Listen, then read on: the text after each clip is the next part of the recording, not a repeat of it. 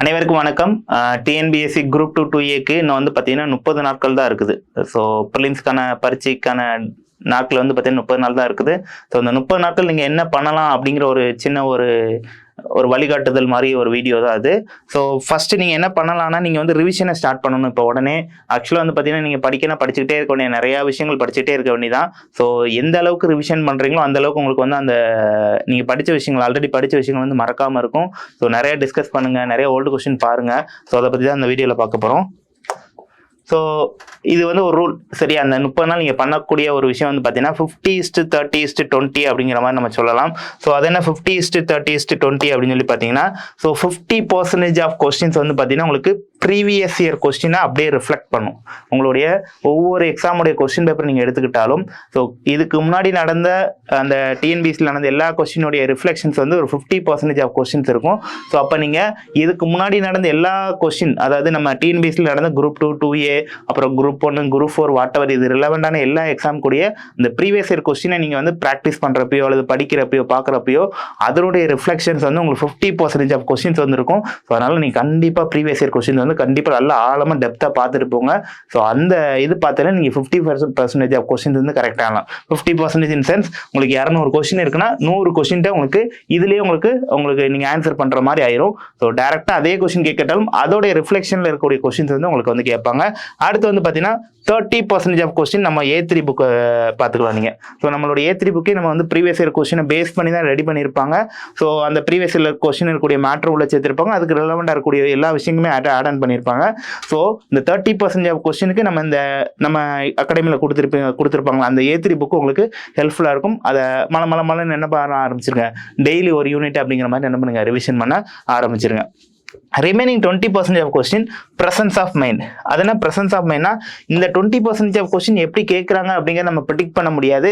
But ஆனால் இந்த ரெண்டுத்தையும் நீங்கள் நல்லா படிச்சிருந்தீங்கன்னா இதை வச்சு நீங்கள் இந்த கொஸ்டினை ஃபேஸ் பண்ணலாம். அந்த டைமில் உங்களுக்கு ப்ரெசன்ஸ் ஆஃப் மைண்ட் ஒர்க் ஆகணும்னா இந்த ரெண்டு விஷயத்தை நீங்கள் நல்லா ஆழமாக அழுத்தி படிச்சிருந்தீங்கன்னா இதனுடைய ஹெல்ப்ஃபுல்ல நீங்கள் என்ன பண்ணலாம், இந்த 20% ஆஃப் கொஸ்டின் நீங்கள் வந்து ஃபேஸ் பண்ணலாம். சரியா? சரி.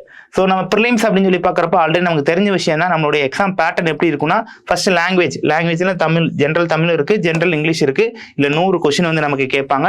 அடுத்து ஆப்டிடியூடை பொறுத்த மட்டும் 25 கொஸ்டின் கேட்பாங்க. இது ரெண்டும் நமக்கு வந்து மேண்டேட்டரி. அடுத்து வந்து ஜென்ரல் ஸ்டடீஸில் 75 கொஸ்டின்ஸ் கேட்பாங்க. இதில் நிறைய யூனிட்ஸ் இருக்குது, பாலிட்டி, நம்ம ஹிஸ்ட்ரி, இந்த மாதிரி ஏகப்பட்ட யூனிட்ஸ் இருக்குது. ஸோ அதுலேருந்து 75 கொஸ்டின், மொத்தம் 200 கொஸ்டின் தான் நமக்கு வந்து இந்த இடத்துல கேட்க போகிறாங்க. ஸோ இந்த இடத்துல நமக்கு ஒரு 150+ எடுக்கிறது நம்ம டார்கெட்டாக வச்சுக்கோங்க. 200க்கு 150க்கு மேலே நீங்கள் என்னது உங்களுடைய கொஸ்டின்ஸோடைய கரெக்டான ஆன்சர் பண்ணுறதுல டார்கெட்டை வச்சு என்ன பண்ணணும், 200-150 கொஸ்டின் டார்கெட் வச்சுக்கணும். ஸோ இந்த 3 சப்ஜெக்ட்டும் சேர்த்து 150 கொஸ்டின் எடுக்கிறதா உங்களுக்கான ஒரே வழிமுறை.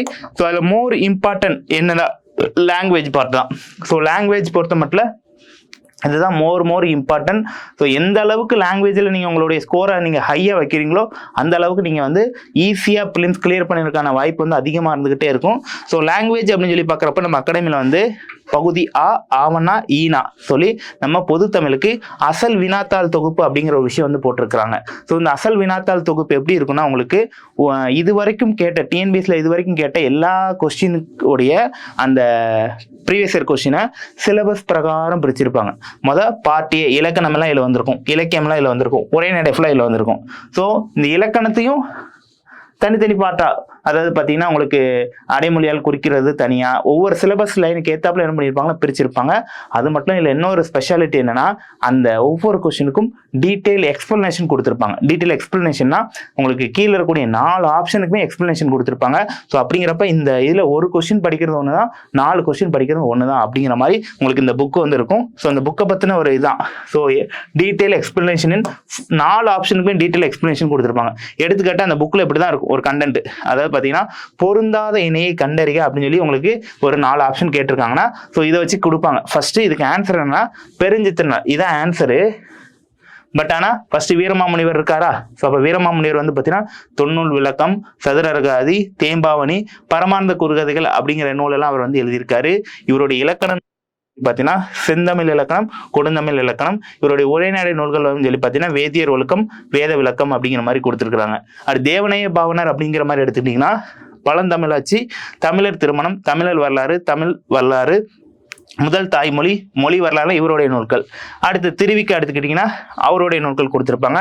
பெருஞ்சித்தனா எடுத்துட்டிங்கன்னா அவருடைய நூல்கள் கொடுத்துருப்பாங்க. ஸோ இந்த மாதிரி நீங்கள் இருக்கக்கூடிய எல்லா ஆப்ஷனுக்கு உண்டான நூல்கள் கேட்டனால நூல்கள் ரிலவெண்ட்டாக உங்களுக்கு என்ன கொடுத்துருப்பாங்கன்னா டீட்டெயில் எக்ஸ்பிளனேஷன் கொடுத்துருப்பாங்க. இதே சப்போஸ் இவங்களுடைய பிறந்த ஊர் அப்படி இருக்குன்னா இப்போ பிறந்த ஊர் ரிலவெண்ட்டாக உங்களுக்கு 4 ஆப்ஷனுக்கான எக்ஸ்பிளனேஷன் வந்து இந்த புக்ஸில் வந்து கொடுத்துருப்பாங்க. ஸோ இந்த புக்ஸு ரொம்ப ரொம்ப ரொம்ப முக்கியமான ஒரு புக்கு. நீங்கள் லாங்குவேஜ் படிக்கிறீங்க அப்படின்னா ரொம்ப ரொம்ப முக்கியமான புக்கு. அதனால் கண்டிப்பாக இந்த 3 புக்கு என்ன பண்ணிடுங்க, ஒரு டைம் ரீட் பண்ணிட்டு போங்க. இதனோட ரிஃப்ளெக்ஷனில் நீங்கள் கண்டிப்பாக 50% மேலே இருக்கிற கொஸ்டினை நீங்கள் வந்து அங்கே வந்து சால்வ் பண்ணிடலாம். ஸோ இதில் வந்து ரொம்ப முக்கியம். சரியா? அடுத்து லாங்குவேஜ் பார்ட். இது அடுத்து வந்து பார்த்தீங்கன்னா நமக்கு வந்து ஆப்டிடியூடை பொறுத்த மட்டும் வந்து பார்த்தீங்கன்னா இதுக்கும் ப்ரீவியஸ் இயர் கொஸ்டின் நமக்கு இந்த புக்கில் வந்து பார்த்தீங்கன்னா சிலபஸ் பிரகாரம் பிடிச்சி அதுக்கு டீட்டெயில் எக்ஸ்பிளனேஷனோட நம்ம வந்து இந்த புக்கை வந்து ரெடி பண்ணியிருப்போம்.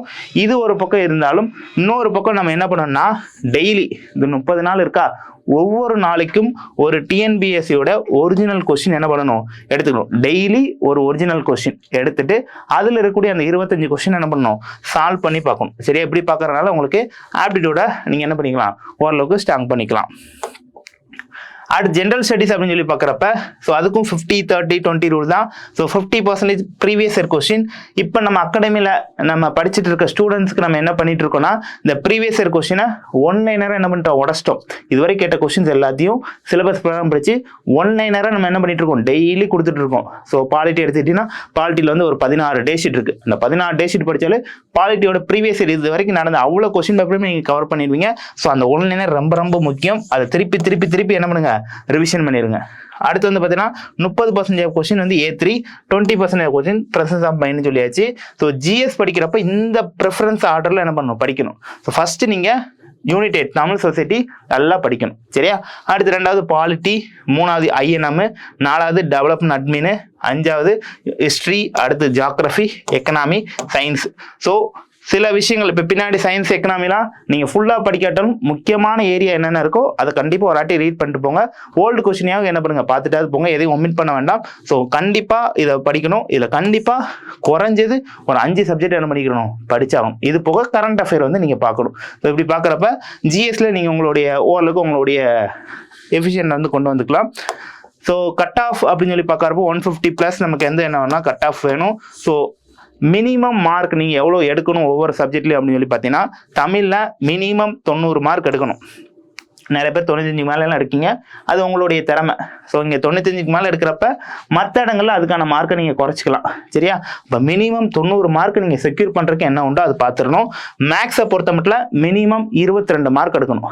3 கொஸ்டின் நீங்கள் எக்ஸாம்ஷன் விட்டுருக்கலாம். அடுத்து வந்து ஜிஎஸ்ஸை பொறுத்த மட்டும் 40 கொஸ்டின் கண்டிப்பாக எடுக்கணும். மீதி 35 கொஸ்டின் நீங்கள் அது உங்களுடைய சாமர்த்தியம். மொத்தம் 75 கொஸ்டினில் 40 கொஸ்டின் நீங்கள் செக்யூர் பண்ணியே ஆகணும். ஸோ அப்போ அதுக்கேற்றாப்புல நீங்கள் என்ன பண்ணணும், ப்ராக்டிஸ் பண்ணணும். ஸோ 150க்கு மேலே நீங்கள் போட்டாலே கண்டிப்பாக நீங்கள் ப்ரிலிமினரி கிளியர் பண்ணிடலாம். ஸோ இந்த மார்க்குங்கிறது மினிமம் லெவல். இதுக்கு மேலே நீங்கள் எடுக்க நீங்கள் இன்னும் கொஞ்சம் மேலே போயிடுவீங்க. சரியா? ஸோ அதுதான். ஸோ ஃபைனலாக என்ன சொல்லணும்னா 50-30-20 ரூல் தான். 50 அப்படிங்கிறது ஈஸியாக இருக்கும் இந்த இடங்கள். ஏன்னா ப்ரீவியஸ் இயர் கொஸ்டின் அப்படியே ரிஃப்ளெக்ட் பண்ணும். ஸோ நீங்கள் ப்ரீவியஸ் இயர் கொஸ்டின் எல்லாம் நல்லா படிச்சிட்டாலே நீங்கள் இந்த 50% ஆஃப் கொஸ்டின் ஈஸியாக டேக்கிள் பண்ணிடுவீங்க. அடுத்து இருக்கக்கூடிய ஒரு 30% ஆஃப் கொஸ்டின் கொஞ்சம் மாடரேட்டாக ஃபீல் ஆகும். இதுக்கு வந்து உங்களுக்கு A3 ரொம்ப ரொம்ப ஹெல்ப்ஃபுல்லாக இருக்கும். அடுத்து இருக்கக்கூடிய ஒரு 20% ஆஃப் கொஸ்டின் எக்ஸாம் காலில் கேட்குறப்ப தான் நீங்கள் ரீட் பண்ணுவீங்க. ஸோ அந்த கொஸ்டின்ஸ் எல்லாமே உங்கள் ப்ரெசன்ஸ் ஆஃப் மைண்டை வந்து ஒர்க் பண்ணும். So presence of mind work ஆகும்னா இந்த 2 விஷயத்தை நல்லா என்ன பண்ணிக்கணும், பார்த்து வச்சுக்கணும். ஸோ ஃபைனலாக என்ன சொல்கிறேன்னா லிமிட்டட் ரிசோர்ஸ். இப்போ வந்து பார்த்தீங்கன்னா நிறைய புக்கை வந்து சேர்த்துக்கிட்டே இருக்கக்கூடாது. லிமிட்டடாக ஒரு ரிசோர்ஸ் வச்சுக்கணும். அதை வந்து பார்த்தீங்கன்னா மேக்ஸிமம் ரிவிஷன் பண்ணணும். சரியா? ஸோ அப்படி பண்ணிங்கன்னா நீங்கள் கண்டிப்பாக ப்ரிலிம்ஸ் பாஸ் பண்ணிடலாம். ஸோ நிறைய புக்கு சேர்த்துட்டு இருக்க வேணாம். உங்களுடைய ரிசோர்ஸை குறைச்சிருங்க. ஒரு சர்க்கிளில் போட்டுக்கோங்க. இவ்வளோ தான் படிக்க போகிறேன், தமிழுக்கு இதுதான், மேக்ஸுக்கு இதுதான், ஜிஎஸ்க்கு இதுதான் அப்படின்னு சொல்லி ஒரு சர்க்கிள்குள்ளே கொண்டு வந்துருங்க. அதை நீங்கள் ரிப்பீட்டடாக ரிவிஷன் பண்ணிகிட்டே இருங்க. கண்டிப்பாக நீங்கள் ப்ரிலிம்ஸ் பாஸ் பண்ணிடலாம். ஸோ இந்த 50-30-20 ஃபாலோ பண்ணுங்கள். கண்டிப்பாக பாஸ் பண்ணிடுவீங்க. தேங்க்யூ.